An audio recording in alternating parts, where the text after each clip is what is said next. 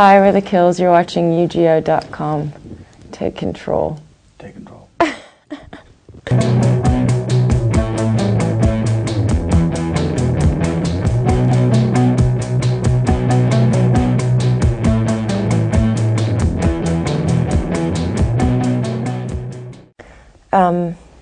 I think we met maybe 7 years ago or something like that, and became friends. I was living in Florida and he was living in London, and then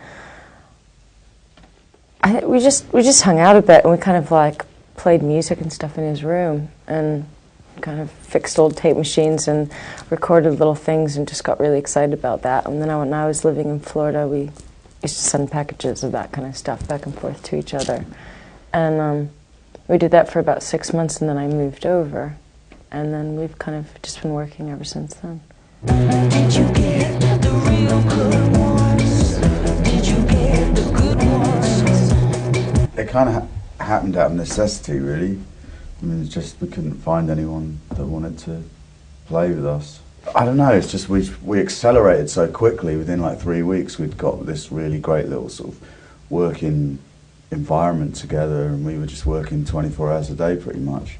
So in that 3 weeks we developed in quite, you know, from nothing to having songs and just like being through all this stuff, just talking at a million miles an hour about all these different scenes and kind of inspiring each other and hanging out together all the time.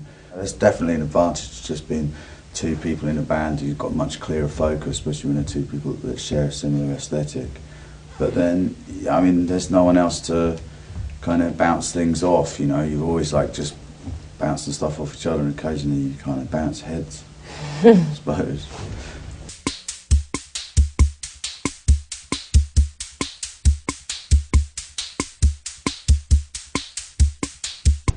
We never feel like there's a drummer missing or anything. Mm-mm.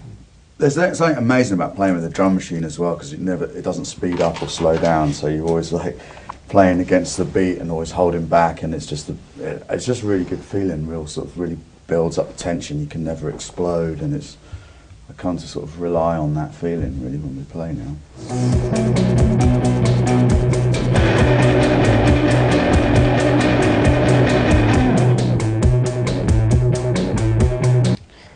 I don't really know what our process is. I mean, we kind of do it all different ways, you know. Sometimes one of us writes the whole song and the other one might write a whole song, and then,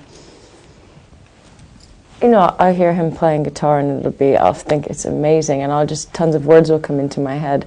Or we'll have kind of, each of us will have some bits and pieces, and then we kind of sort of meet in the center of the room and show them, and they're the actual missing pieces for, you know, the other one. I mean, I don't know. We've written songs in every way that there is, I think.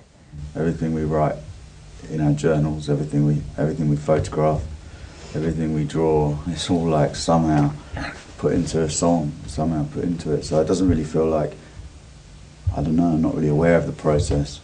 Take the water for the water tastes good. I took the water and the water was hot. I don't know, video's weird, you know, like I kind of embrace any moment that we have to be creative, but with video I find it really hard to sort of, I just find it hard to get my head around video. It's like you've got 3 minutes, and there's so many kind of rules around those 3 minutes of what you can and can't do, right from before you've even thought of an idea. I was really fascinated in that time period when like punk exploded at CBGB's and then Studio 54. There was like a matter of about 5 years between those two things, and so the video was trying to explore that little span. Oh, did you get the real good ones? Did you get me the good ones? I think playing on stage is my favorite.